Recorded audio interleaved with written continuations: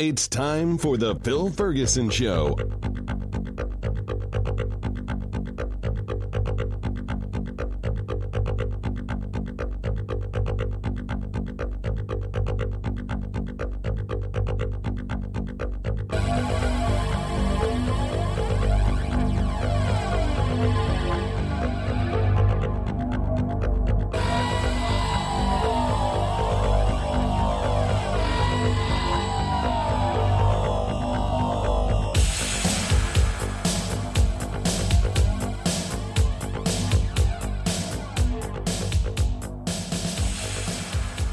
This is Phil Ferguson, and you are listening to the Phil Ferguson Show.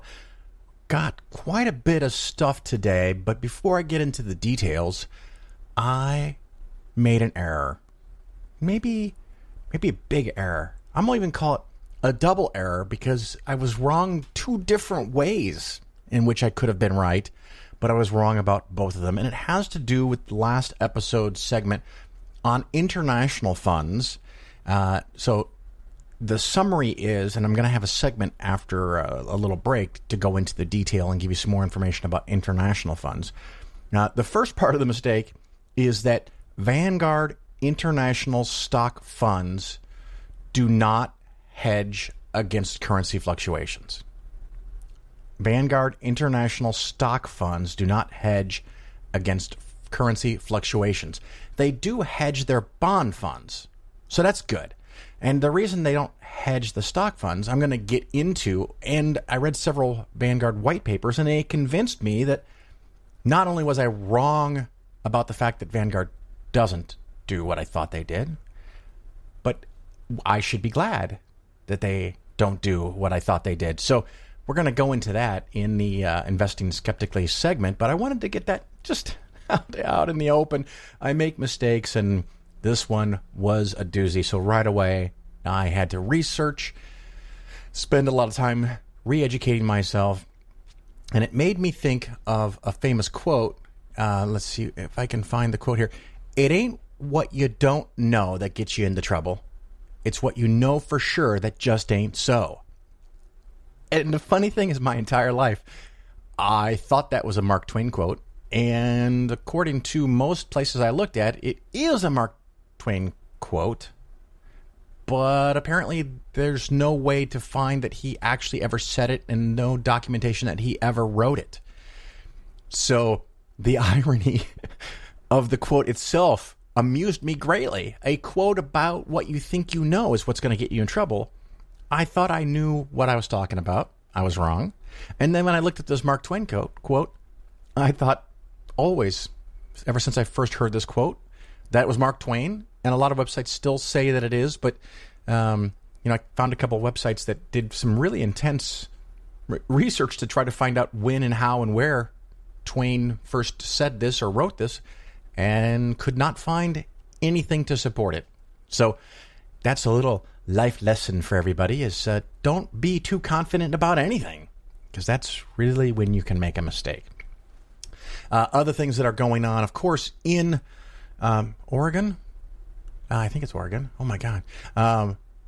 There are now troops, Trump's men, I don't know what to call them, federal troops, officers, unmarked, undeclared what group they belong to, roaming the streets and picking up people and putting them in vans and driving them away.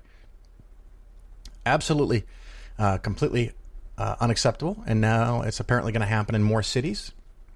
The governor, I think it was the governor of Pennsylvania, said that if these people showed up in his state, that they would be arrested. So I think it would be a hoot. I think I may have to think about this more. But if local police, probably with the help of the National Guard, when 100 of these thugs show up, Trump's men, unmarked men, show up, that they are the ones that get surrounded by National Guard and local police officers, and they get arrested, and they get thrown in jail.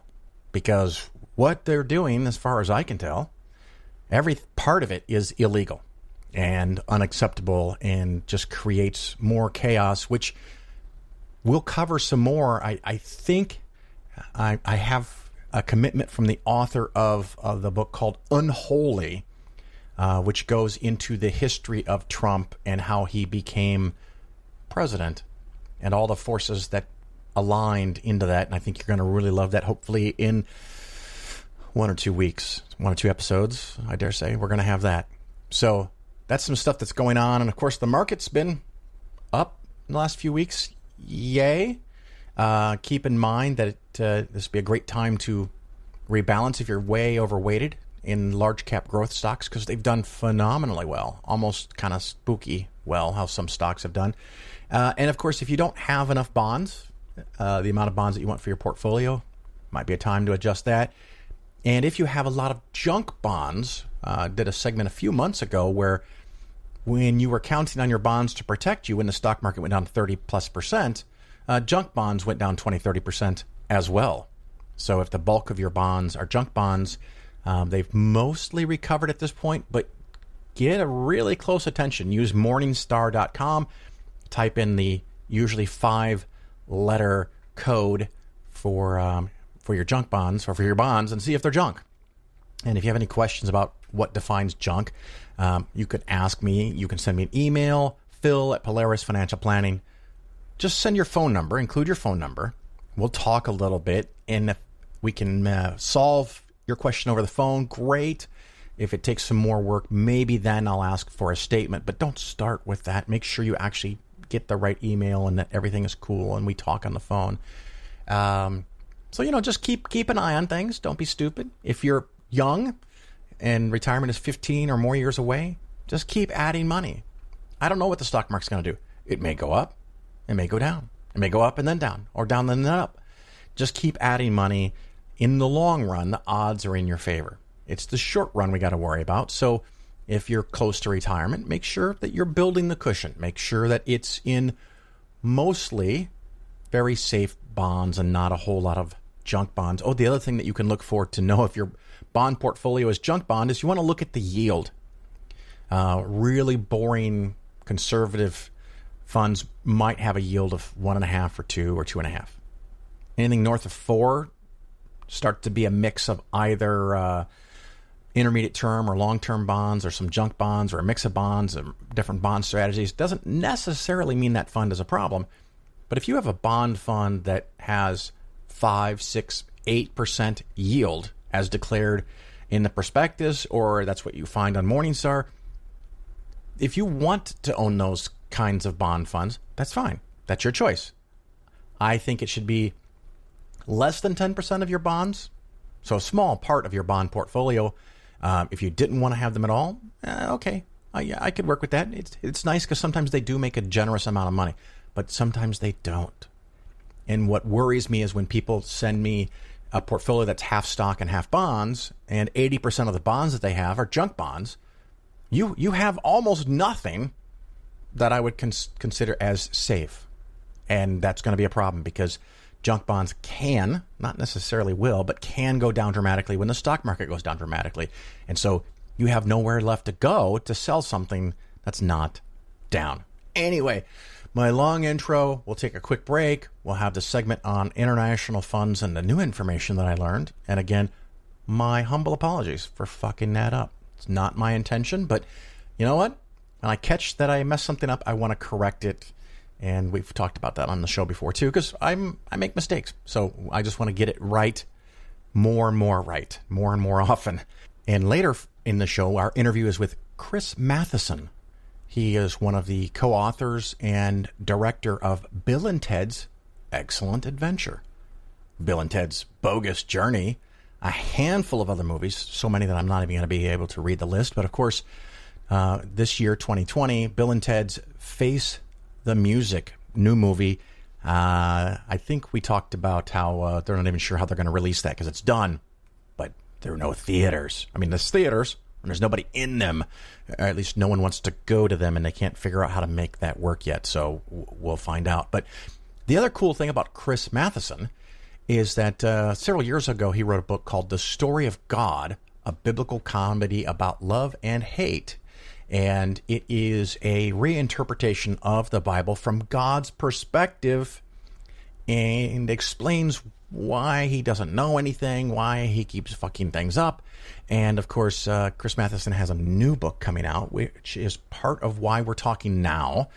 So we want to promote the new book. And I'm just going to leave that hanging there. You're going to have to listen to the segment to find out about the new book that Chris Matheson has released, and when it comes out, and when you can buy it. And, of course, any bookstore or online bookseller should have it. So we will talk about international funds, and then we're going to have a fun talk with Chris Matheson.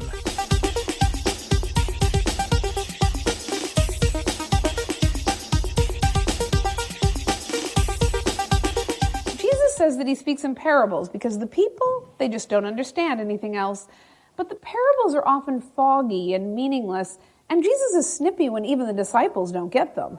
He says to them, if you don't understand this parable, then how can you understand any parable? And are you incapable of understanding? I kept thinking, don't teach in parables then. It's not working. Even your staff doesn't understand them. Why don't you just say what you mean? Okay, so Jesus isn't so patient, and I think he picked a very ineffective lesson-giving technique, and he's angry most of the time, but that doesn't make him bad. It's just, wow, I really expected someone else. Some of the parables are not just foggy. To me, they're sort of offensive. Like in Luke, Jesus helps us understand God's relationship with humans by telling us a story about how God treats people the way people treat their slaves. They beat some more than they beat others. Okay, I know this was a different time and everything, and I really tried to keep that in mind as the Bible refers to slavery all over the place. And not only does it not say it's wrong, I mean, the Bible gives you advice about how you're supposed to keep your slaves and how slaves should behave obediently at all times to their masters. But I don't know, I guess I sort of thought the Son of God would say slavery was wrong. But no, Jesus does not say that. In fact, he uses slavery as an example of how God treats people. It was really hard to stay on Jesus' side when he started saying really aggressive, just hateful things. Like in Luke chapter 21, Jesus says that he is like a king who says, anyone who does not recognize me, bring them here and slaughter them before me. Or in John chapter 15, Jesus says, anyone who does not believe in me is like a withered branch that will be cast into the fire and burned. In Matthew, he says, I come not to bring peace, but a sword. And in Luke, he says, and if you don't have a sword, sell your clothes and buy one. Then Jesus just starts acting downright crazy. Like in Matthew chapter 21, when this fig tree doesn't have a fig for Jesus to eat, he condemns the fig tree to death. That's right, Jesus condemns a fig tree to death. Not a parable, by the way, just Jesus pissed off that the fig tree didn't have a fig for him to eat when he wanted one. Not exactly the Prince of Peace who taught us to turn the other cheek. And then there's family. I have to say that for me, the most deeply upsetting thing about Jesus is his family values, which is amazing when you think how there's so many groups out there who say they base their family values on the Bible. I mean, he seems to have no real close ties to his parents. He puts his mother off cruelly over and over again. At the wedding feast, he says to her, woman, what have I to do with you? And once, while he was speaking to a crowd, Mary waited patiently off to the side to talk to him, and Jesus said to the disciples, send her away, because you are my family now. Matthew, Mark, and Luke all tell this exact same story, but Mark actually tells us why Mary was there to see Jesus. He says Mary came to see Jesus to restrain him, because the people were saying he's gone out of his mind. I kept thinking, yes, let's go get Jesus and get him some help.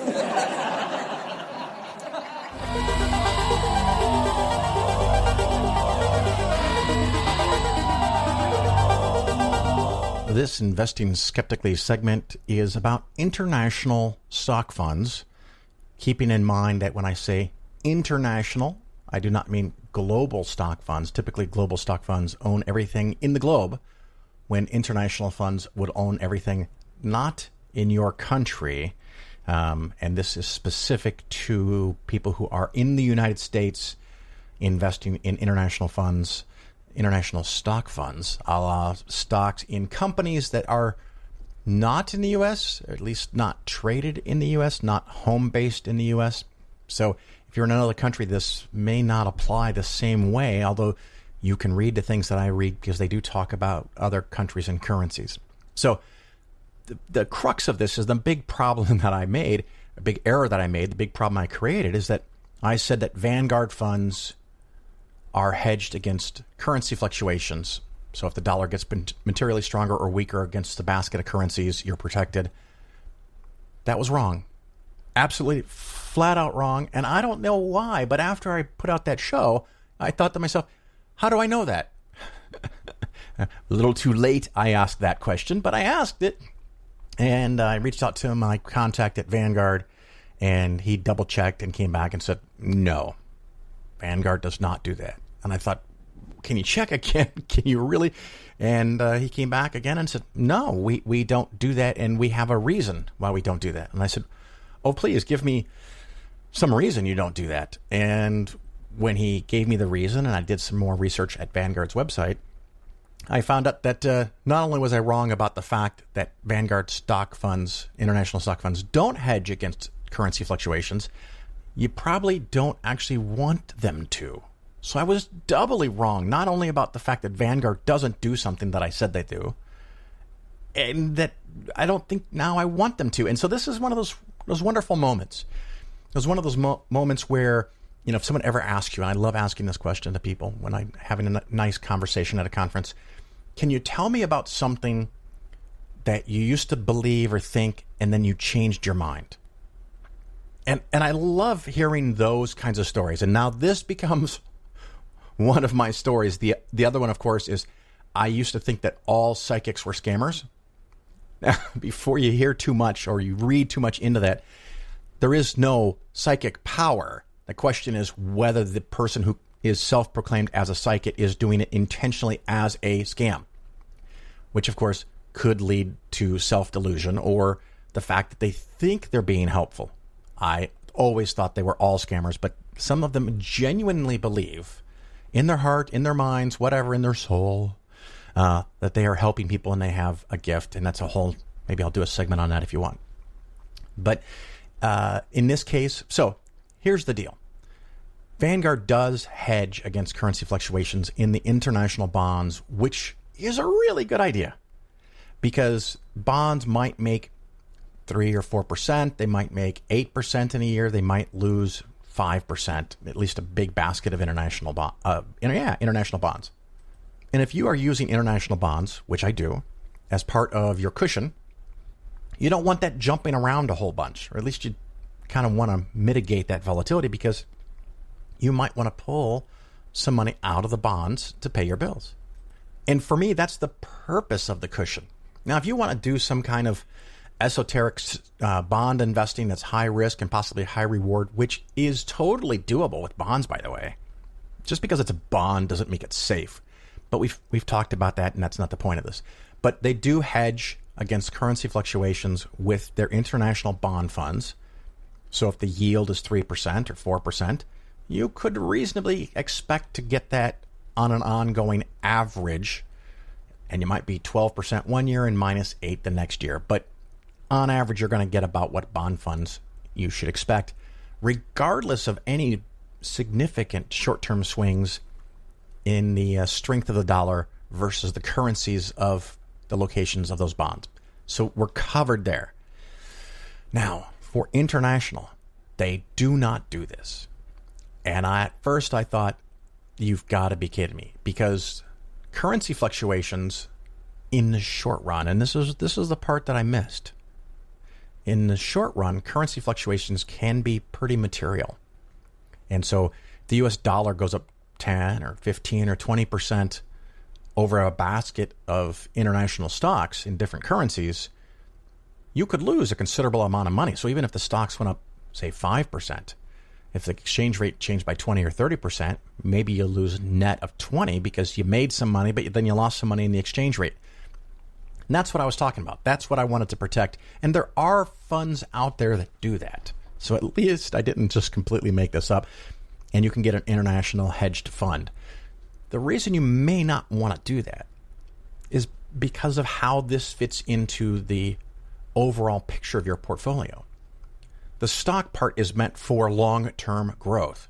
And just like with U.S. stocks, you can have really big swings, just like we had a few months ago in March of 2020, where from the peak to the bottom of the trough in a very short period of time, the S&P 500, I think, lost 35%.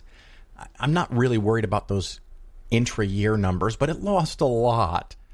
And there were some parts like small cap value that lost over 40 for a brief period of time, which made a great buying opportunity if you happen to have some money laying around and you bought at a 40% sale, because while small caps haven't come back to where they were at January 1st, they're up considerably measured from the bottom. But that's the danger with timing, because if you thought the end was coming and you took everything out while it was down 20, 30, 40%, and then it recovered, now you're sitting in cash and the market rallied, and what do? So that's why you just can't do that. And so the stock part of your portfolio, we have phrases like set it and forget it, buy low, sell high, maybe once a year adjustments. If it's a larger account for some of my clients, they might end up getting small tweaks and modifications a couple of times a year. But there's sometimes where not much really changes and I don't change anything, which creates this weird problem, because every once in a while I'll get a client saying, you haven't adjusted anything for over a year. Well, it was right a year ago and it's right now. Do you want me to make trades just to create a tax bill or have trading expenses if it's not necessary? And so I say no. But we've had some fun and excitement, and I've made some changes in the last year. So there have been those modifications. But anyway, back to currency fluctuations. When you look at 1 year, the currency fluctuations can be quite material. You can have positive, negative swings, 20, 30, 40%, maybe even more in a year.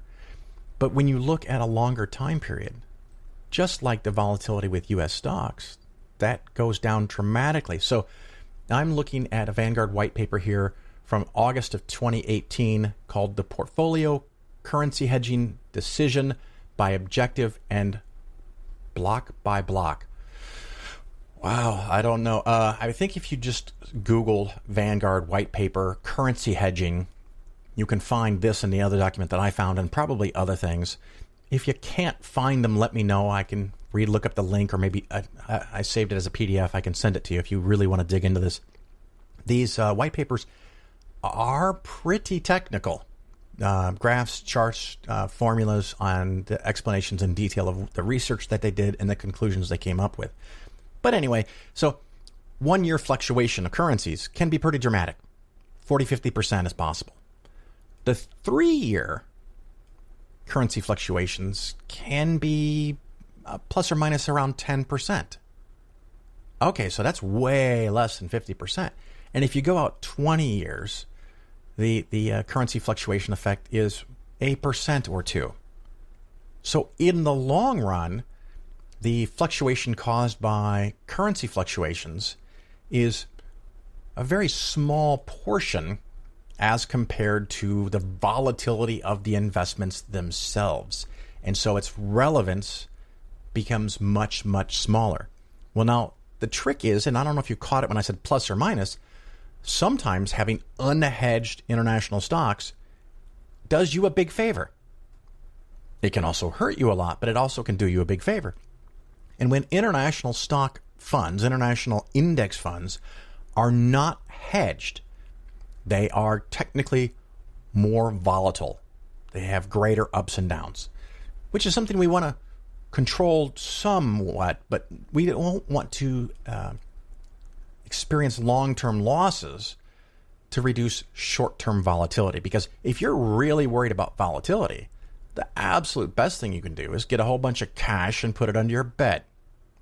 If you put $1,000 under your bed, assuming no one steals it, $1,000 today, $1,000 tomorrow, you can take into account the effect of inflation and lose 2 or 3% per year, but your dollar is your dollar, and you know where it is. It's right there. It's under your bed. There's no volatility there. Now, there's other problems and risks, and the inflation risk is one of the problems, but the volatility goes away. So if we do too much to eliminate volatility, you can also eliminate gains. And often, not always the case, but often the things that make the most money or have the potential to make the most money also have the potential to create the greatest losses. But this data from Vanguard shows that there are long periods of time where you actually make more money in international stocks because they are not hedged. And it tends to kind of get a little wiggly here, tends to be that the times that international stocks do the best is often the times that U.S. stocks don't do the best. I don't want to say the worst, but they're just not really killing it. So if you are in the process of adding money and rebalancing, the higher volatility gives you the ability, if you have the portfolio clarity and granularity, my new words in the last year or two to use, you can know which funds to add to. So if domestic U.S. has gone up wonderfully, and they're all up, let's say that, but international isn't, well, now you can, when you go to add money, you can add it to international, and you're rebalancing that way. So the greater the volatility, the greater the value of rebalancing. And I missed that. And I'm embarrassed and pissed at myself. But hey, you know what? I learned things. I also went and found a wonderful document at Fidelity, and it's a web page here, and this is called The Myths, plural, of International Investing. And they have this beautiful chart, which I'm going to summarize for you. It shows when international stocks have outperformed U.S. stocks, because for the last 10 years, and us as humans, we, something that's a couple of years old is often old. And when you look at investments, you look back a few years, and you could look at an international fund, even for the last 10 years, and say, God, this sucked. This sucked bad. Why do I want international stocks at all? I should just have U.S. stocks. Well, that's a problem. Okay, so as an example, and this is from that Fidelity page, in the early 70s, and this is not precise, but from 70 to 74, international did better. Then for a few years, the U.S. did better. And then from 77 to 80, international did better. And then from 80 to 84, U.S. did better. From 84 to 1988, international did better. And there's these flops back and forth, and sometimes they're different time periods. As an example, from 1989 to about 2000, 2001, to different degrees, but pretty much international underperformed and the U.S. stocks did better. But then you have another time period, 2003 to 2008, where international did better. And now from 2008 until today, 2020, for 12 years, U.S. stocks have done better than international. And it's something that I have a regular conversation with clients, and they look and they say 1, 3, 5, 10-year performance of all 6 domestic stock index funds that you use, Phil, they've all handily beat the handful of international funds that you use. Why do we keep doing that? Because shit changes. Like I said, in the mid-'80s, and even from 2000 until 2007, international stocks have done better. How much better? 10, 20? Back in 87, maybe 30% better in a given year. But 5 to 10% better might be nice, and it's been 5 to 10% worse in the last decade. And so as you keep rebalancing, you're pulling away from the winners and adding to the losers. But when the market flips and does something different, because that's kind of how it always works, you want to make sure that you're in international and ready when we get those times that for a couple of years, I would guess, I don't know the future, you are strongly put in a position where, a generous portion, right now my thought is about 25% of your stocks, your stock index funds should be international versus domestic for a person investing in the United States. If that changes and international stock suddenly goes up and U.S. stocks don't, let's say we get a 5-year period where U.S. stocks make 5% per year. Not horrible, but not great, not the norm 10%, but the international makes 12% per year for 3 to 5 years. Well, great. When you're rebalancing your fund, you now start selling the things that won and adding to the ones that didn't do as well. And that creates a habitual, a systematic approach where you're constantly selling high and buying low. You know the phrase. You know what it means. You know how good it is. We've talked about this. There's books about this. There's websites. The question is, how in the fuck does someone do that? Well, this is one of the ways you can do that. You compare things to each other. And so when U.S. stocks do better than international, you start adding to international. We're not going to get crazy because we don't know when it's going to happen, but small adjustments. And if U.S. does better than international for a longer period of time, for a greater amount, the adjustment might be a little bit bigger. We're talking about a few percentages here and there. So don't get crazy on me, but it's something that when you look at international funds that have underperformed for 10 or 12 years, assuming that they are incredibly cost-effective index funds with low turnover, expense ratios below 1.1%, maybe you want to add some more money there. And so this volatility adds to that effect. If there's a period of time where international stocks do better, it's probably because their currencies are doing better, or at least there's probably a correlation. And there probably is a correlation that U.S. dollar is getting weaker for a period of time and U.S. companies aren't doing well. So if we get a period of time where, let's just say everything gets fucked up from Trump, and the rest of the world, on average, for the next 5 years, does better than the United States. Not only will your international stocks go up more than your U.S. stocks, but your international stocks could go up even more than they did because of the change in the exchange rates. So just something to think about. Again, my apologies for having that wrong. I'm still happy with Vanguard International Funds. There are hedged funds, but one of the problems with hedging, of course, is it costs money. It kind of works in bonds okay. It can be 0.2 to 0.5% in stocks. It's not going to be more expensive unless you start trying to adjust for more and more currencies. So most bonds, at least in a stable conservative bond fund, are going to be from a handful of modern countries, developed countries they call them, whereas stocks might be from all over the place, and particularly if you have a small cap international stock fund or an emerging markets stock fund, if you want to balance to all of those currencies, it can get more expensive. So in the long run, you're not making anything, and this is the long run part of your portfolio. So most everything is going to be there in the long run. And if you get a short period where it does really well, you want it to do as well as possible. So that's when you can skim out and then add back in later when it's not doing as well. I see here that I'm almost at 20 minutes on something I thought I could easily cover under 10. But this is the update on international funds, Vanguard International Index Funds in particular. And if you have questions to follow up with this or want me to look at something, send me an email first with your phone number, phil@polarisfinancialplanning.com. We'll talk, and if we decide that there's documents for me to review or you want me to look at your portfolio or something, send that to me only after we've actually talked person to person. So quick break, and I'm sure there's some really good interview right after this.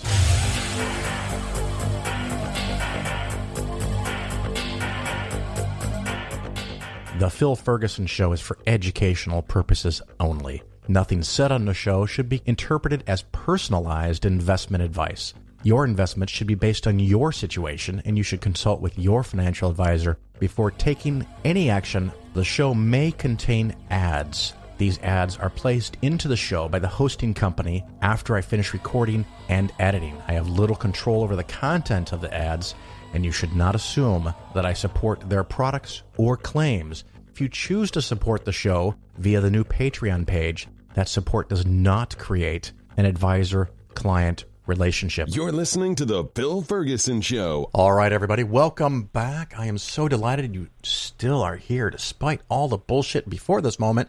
I appreciate it very much. I have Chris Matheson here with me. A few years ago, he wrote the book called The Story of God, a biblical comedy about love, and then in parentheses, and hate. He's working on a new book that's coming out soon, and we're going to talk about that. That's a little tease for you. And he had some kind of involvement with something, Bill and Ted something, but he'll tell us about that. Chris, how you doing? Good. How are you? I'm good. I covered the entirety of your life highlights there, I think. I'm right? You did. That's it. Yeah. those are the highlights of my life. Where would you like to start with the shameless self-promotion of your new material, or do you want to lean back and tell us all about the origin of Bill and Ted? Where would you like to start? Oh, well, since I said Bill and Ted most recently, let's go there. Sure. Yeah, Bill and Ted. We've been, my partner, my co-writer, Ed Solomon, and I have been working on this one for quite a long time. We made these characters up in the early 80s, and then we just kind of goofed around with them for a while, and then we put them in the first movie, and then we, got lucky, and we got to make a second movie, and then, amazingly, 30 years later, we got to make this third one. So, yeah. Which was fun. It was fun to revisit them. Is the newest one Face the Music? Yeah. Yeah. What is it? Bill and Ted Face the Music. Yeah, it's about almost 30 years. And, of course, you've made it. I'm assuming it's done now because it's coming out theoretically soon. And, whoops, pandemic. No one can go to a theater. What's the strategy here? Well, I don't know. There's a lot of intense discussions being had right now all around Hollywood about that very thing. How to show these things, and some things are being pushed, and some things are being, are going to stream, whatever, Netflix or something, and some things are going to sort of video on demand, pay on demand, and some things like Tenet, they seem to just be kind of going for it. Like they're going to put it in theaters no matter what. At least that's what they say. So where we're going to land, I don't know yet. I know that there's a lot of really intense discussion of that right now. And I know that, to what degree people want to go into movie theaters right now, I don't know. I'll tell you, my interest in it is pretty fucking low. Yeah, I think so, because, I guess you'd sit with a mask and, you couldn't really have the popcorn or candy or whatever. I mean, Tenet sounds pretty interesting to me, and maybe I'd just brave it to see that one, but I don't know. So where Bill and Ted's going to end up showing, I can't tell you. I mean, I suppose it could get pushed a year from now and show in theaters. I suppose it could be on Amazon. I suppose it could be like a platform video on demand. I'm not sure yet. Not that you're asking my opinion, but I would not push it off. What's your opinion, Phil? I would not push it off for a year or two because I don't think this shit's going anywhere. Yeah, I think that's unlikely. Yeah. I think there's a pretty strong sense that we want to get it out one way or another. Yeah. In the next month or so, because I don't know, it seems right that it come out now. And as you say, why do we assume that next summer is going to be all magically better and movie theaters are going to be packed? We don't know that, actually. I mean, I find it interesting, like, the James Bond movie gets pushed back to November. And it's like, well, does that make any sense? Like, really? Like, November? Like, how's that going to be a good time to go to right at the beginning of the flu season and, some second wave?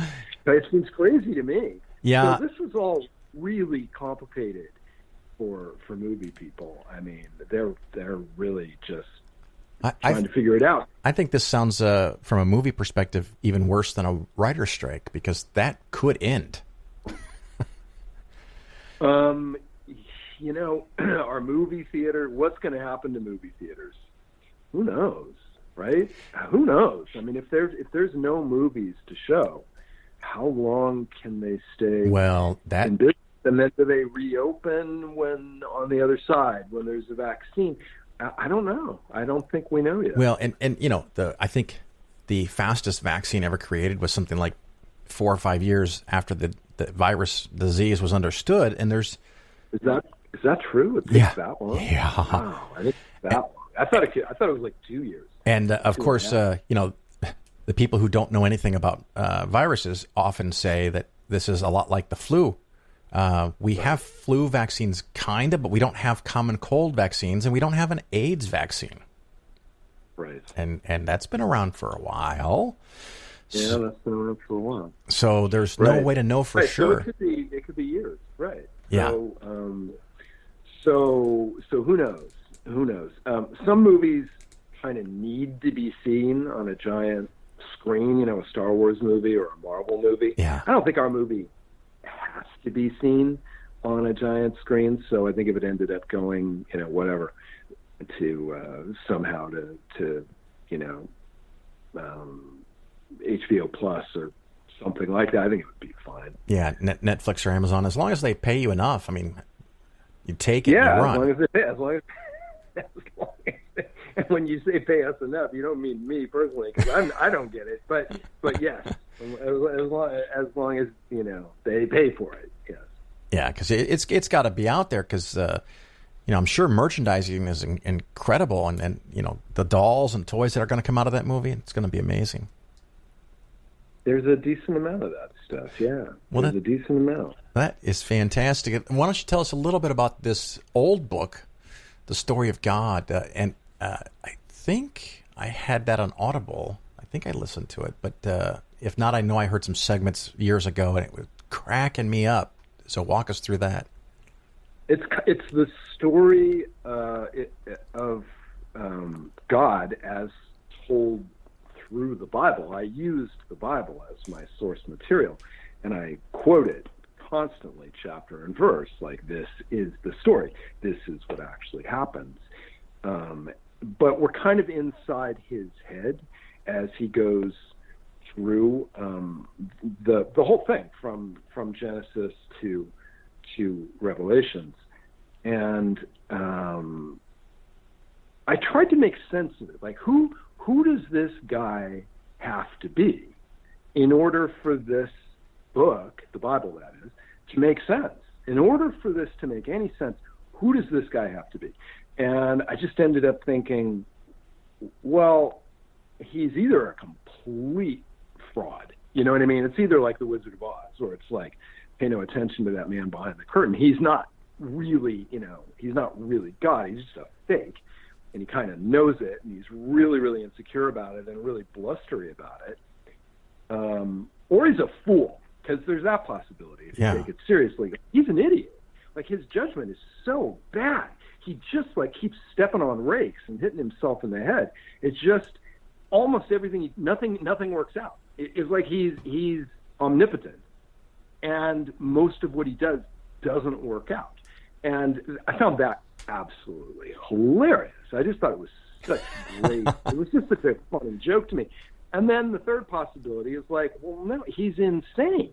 He's just mentally ill. This guy's crazy and self-hating, really self-hating, and really, really self-destructive. And so he's created this reality where things don't work out because he doesn't want them to work out.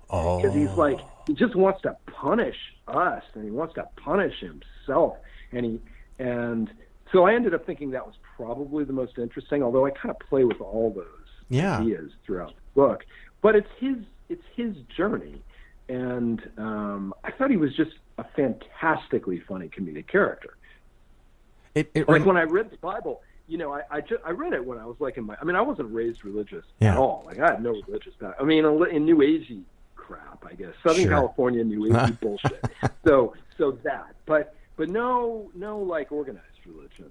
And so when I read the Bible when I was in my 20s, I kind of was like, when you're just totally outside it, and you're like, what? It's a little bit. Yeah, wait, I didn't know how to access it.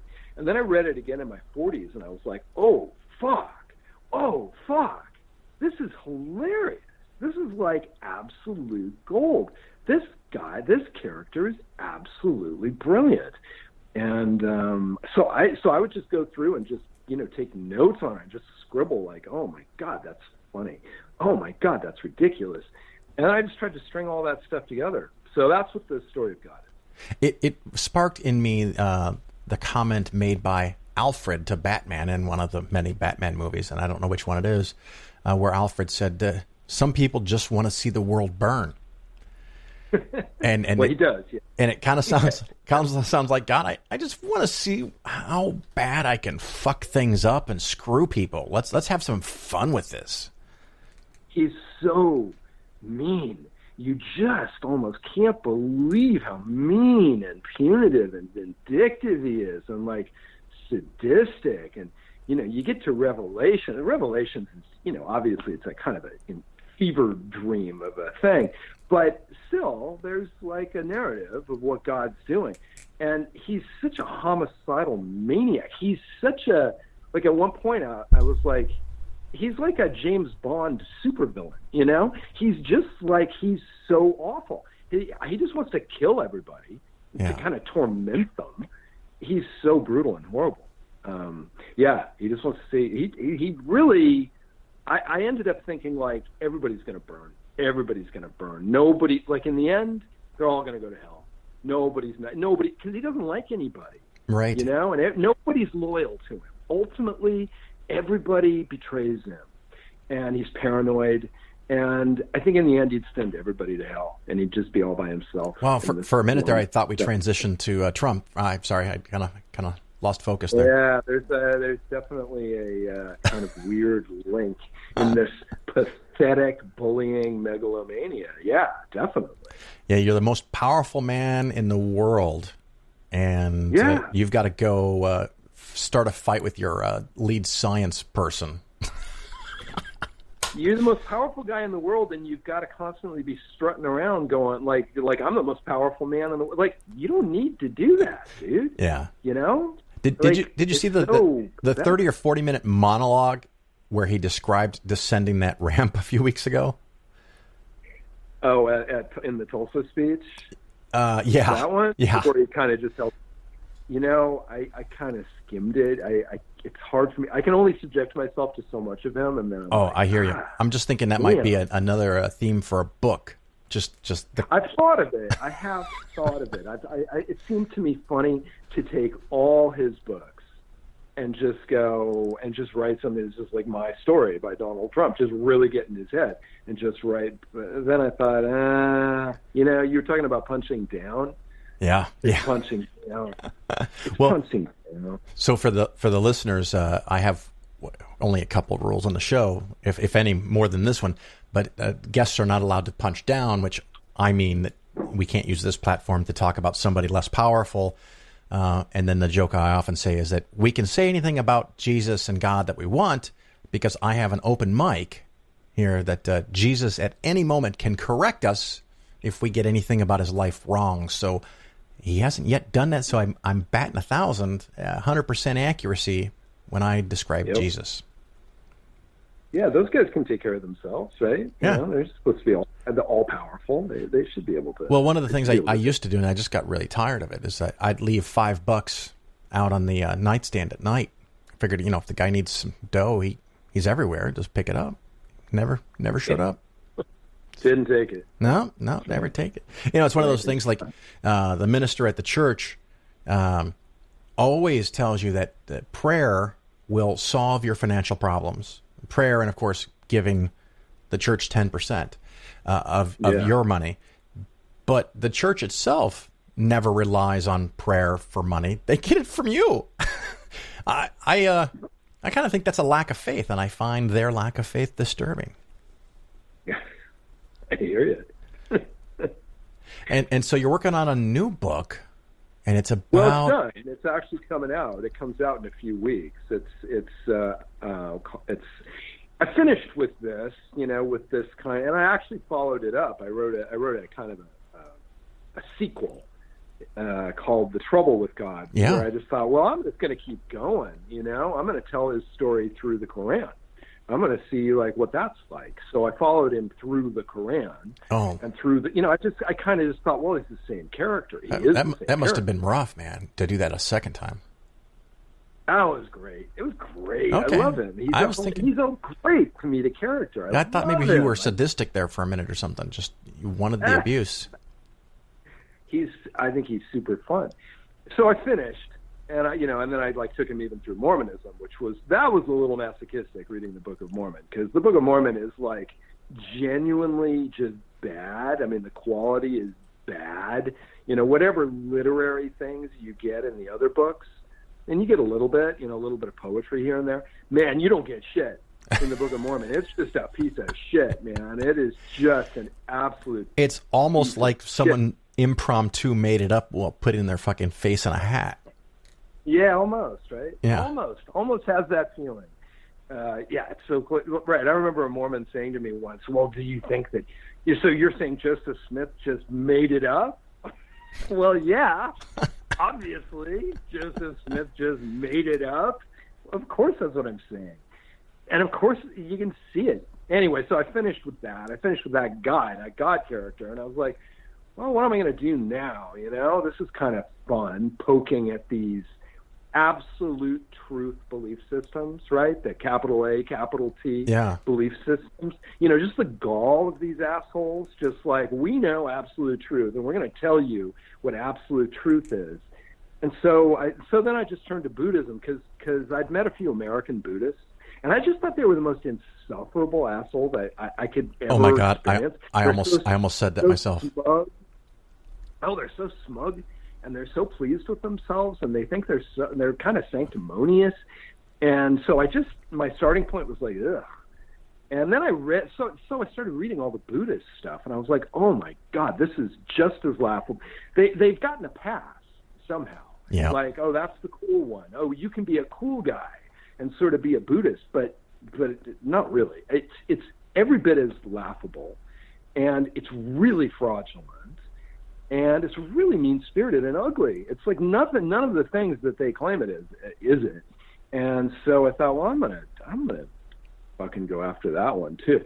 So that's what this book is. It's told from the point of view. It's the whole life story of the Buddha, from birth to death, and a whole bunch of like past lives too. It's him. We're in his mind from birth to death, and he tells his story. And again, I'm sort of quoting chapter and verse of their, holy book. They don't have one. They don't have like one definitive text. Yeah, they couldn't decide. But they've got a bunch. And so I used all them, and it's his story. It's the Buddha's story. Yeah. Is that the official title? Because it's coming out in weeks. I mean, it's already done. Yeah, that's the official title, and it comes out in a few weeks. Is that going to be an audio as well? I don't know. I haven't recorded it yet, but maybe. Okay. I probably will. At some point. I recorded the other two, and I would think at some point I probably would. I haven't yet. I like to tell people I pay people to read books to me. Yeah. Yeah. It's about right. You've done that. It's about $12, and I know you get about $1. So congratulations. Thank you. Yes.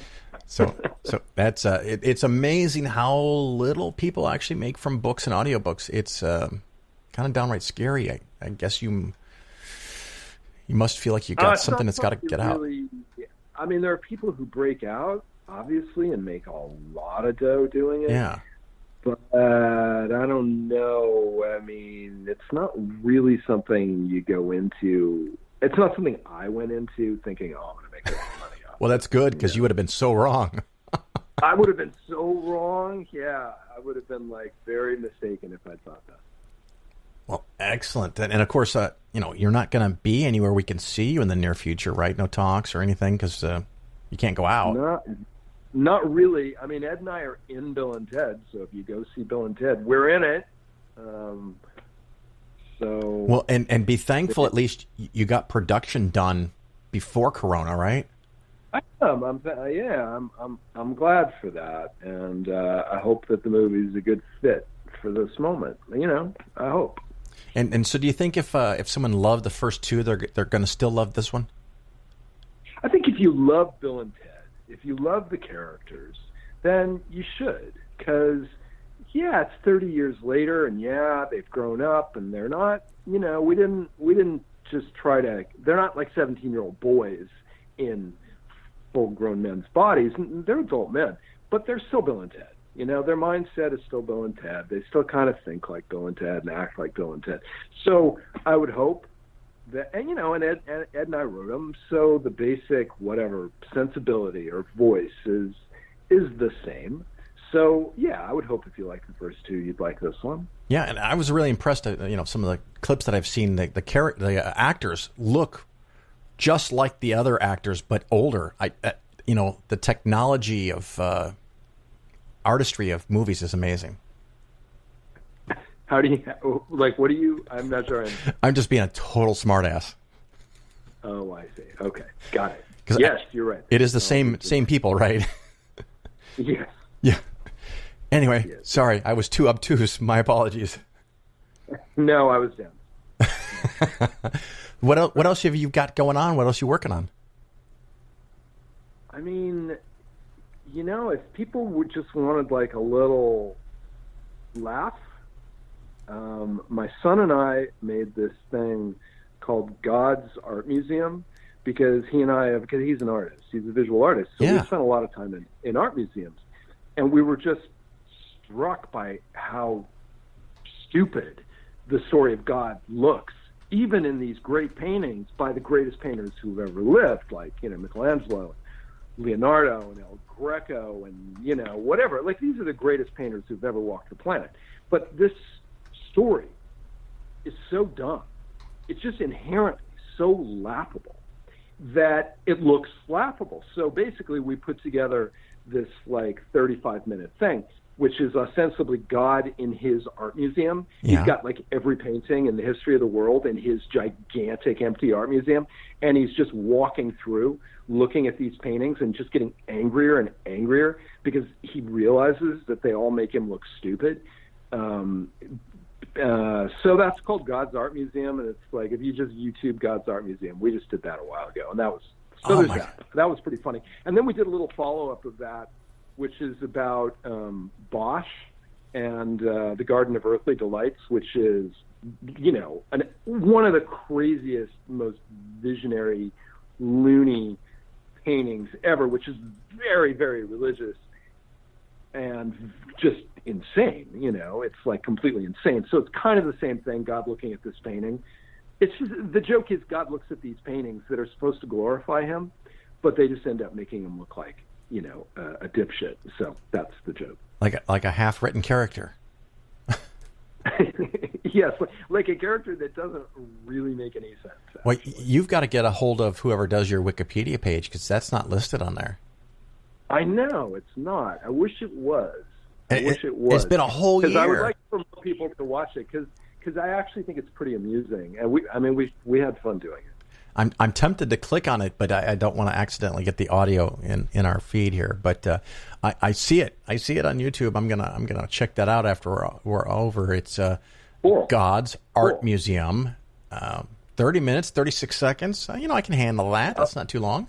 Yeah, it's just a fun little thing, that kind of like gets at how utterly foolish this story is. Because when you have the greatest visual storytellers of all time who've ever walked the planet trying to tell it, and it still looks dumb, well, you know what? That's about the story. It's a dumb story. So you're not real religious then, I'm guessing. I love it. I'm endlessly fascinated with it. I just love it, man. I love it because they're such presumptuous assholes, right? It's like here we all are on this planet, right? Do any of us really know what the absolute truth is? Obviously, we don't.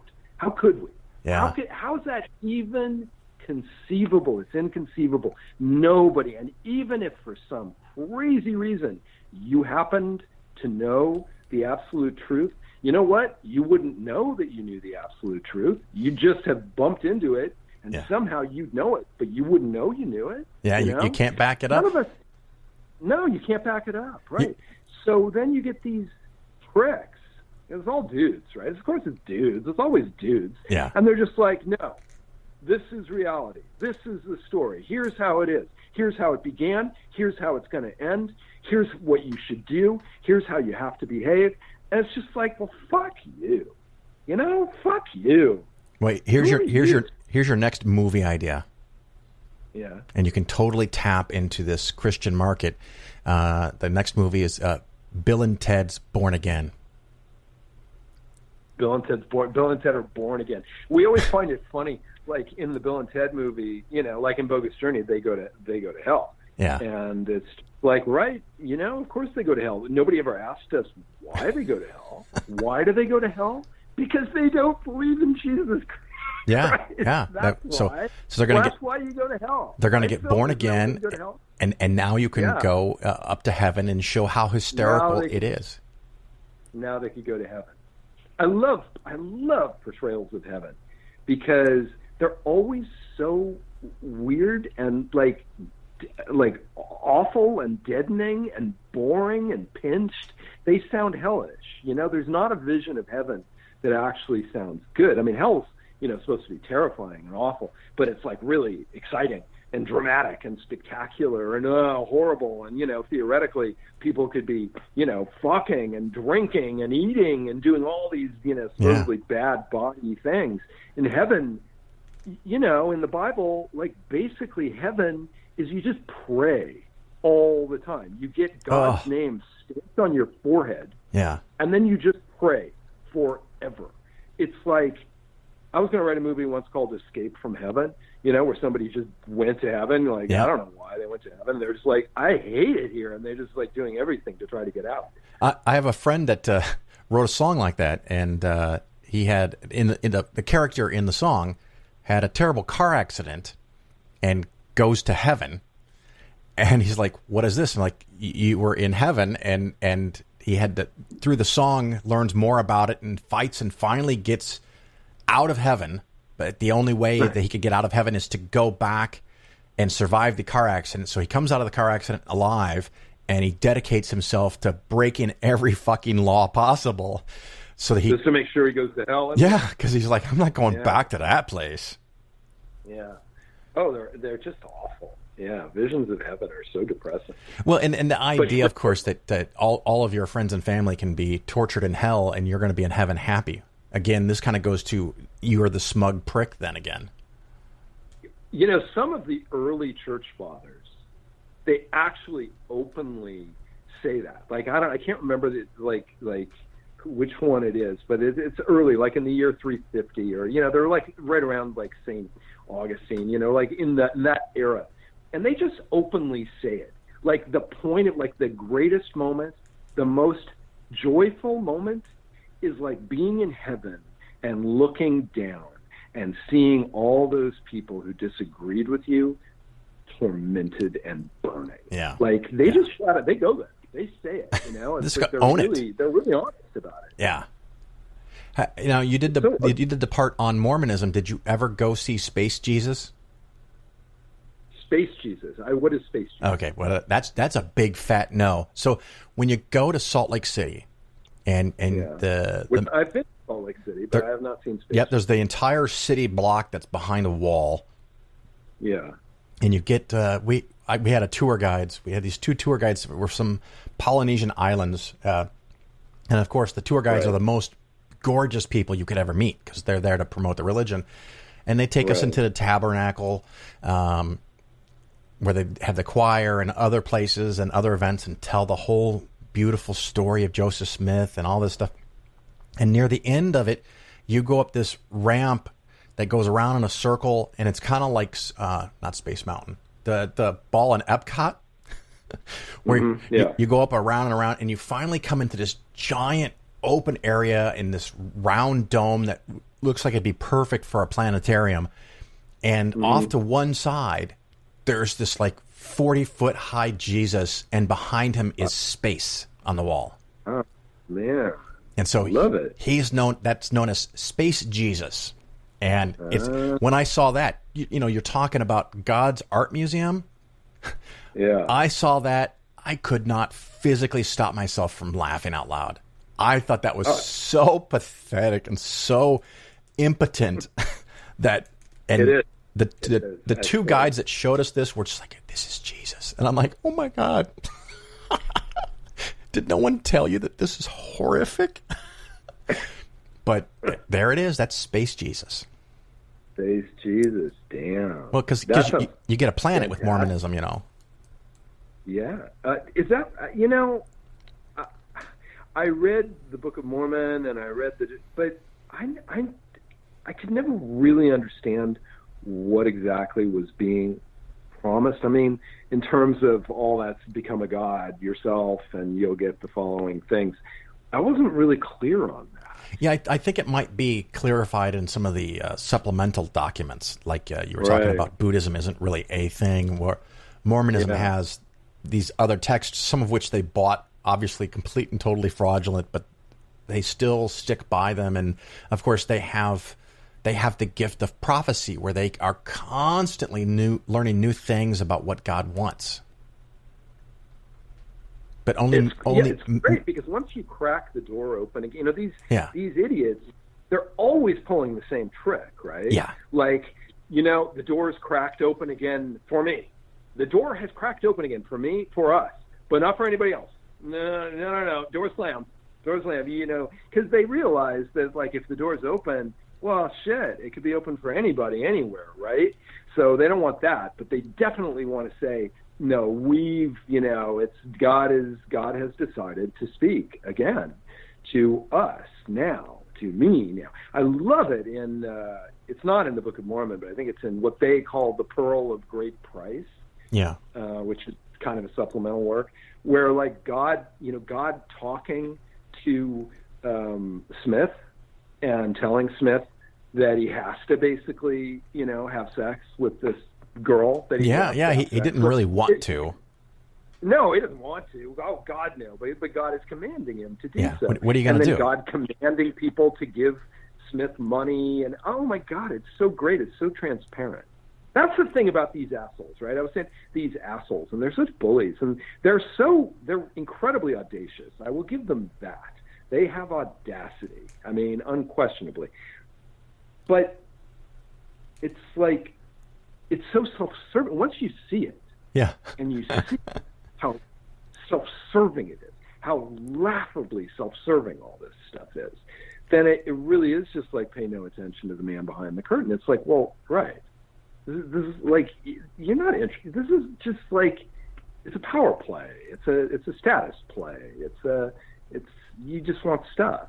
And to me, it's like how you can't unsee a magic trick being shown to you how it works. Right. You can see a performance and you can go, wow, that was good. I know it's a trick, but I'm impressed.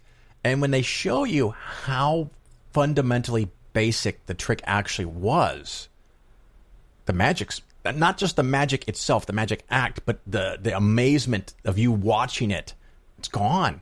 You can't bring it back. And that's how I look at religion.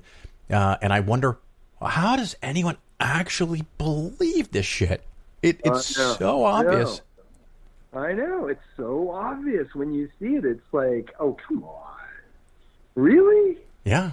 This is so transparent. You can just so see the guys, behind the scene, just kind of like engineering this story for their own purposes. It's the original gaslighting. Kind of. Yeah. It is kind of like colossal gaslighting. And amazingly, I don't know, my impression is that somewhere in the ballpark of 75% of the people on this planet believe one version or another of this bullshit. Yeah. If not more.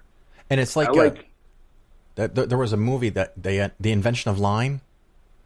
Yeah.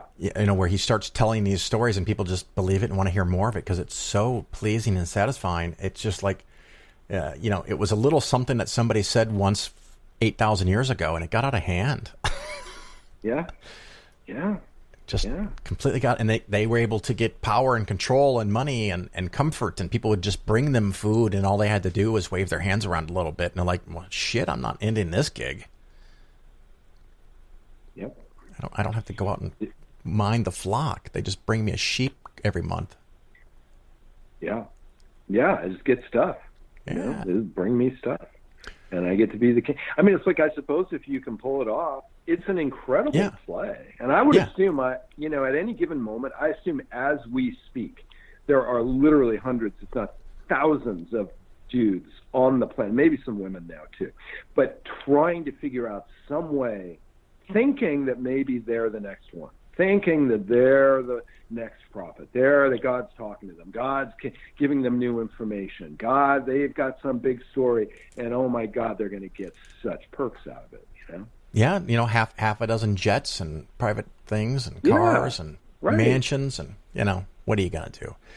Well, Chris, anything else we want to promote or throw in here before we wrap up?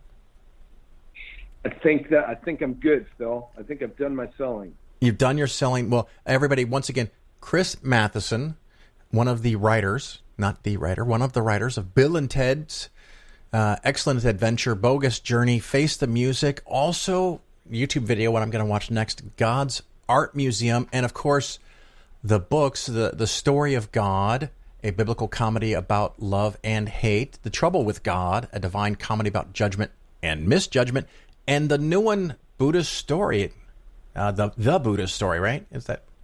Yeah. The Buddha Story, coming out to any and all good bookstores soon. If you dare to go out, go to a bookstore. If not, it'll be, I'm sure, on Amazon like everything else. Thank you so much for being on the Phil Ferguson Show. I greatly appreciate it. It was my pleasure. Thanks for having me, Phil.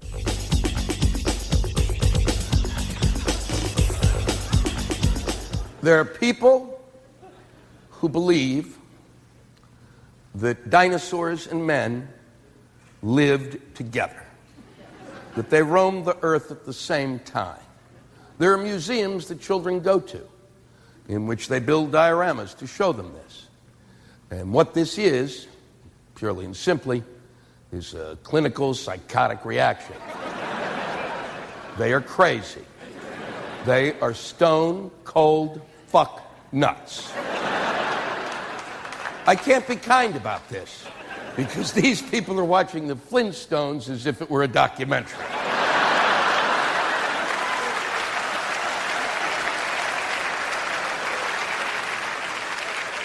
Now, there is a big difference between the Old Testament and the New Testament, and that is the New Testament God is really kind of a great guy. He is, especially when you compare him to the Old Testament God, who is a prick. I don't know what happened to God, over time, how he matured, if he went to an anger management class, or maybe just the birth of a son calmed him down. But before he had the kid, holy fuck, he was out of control.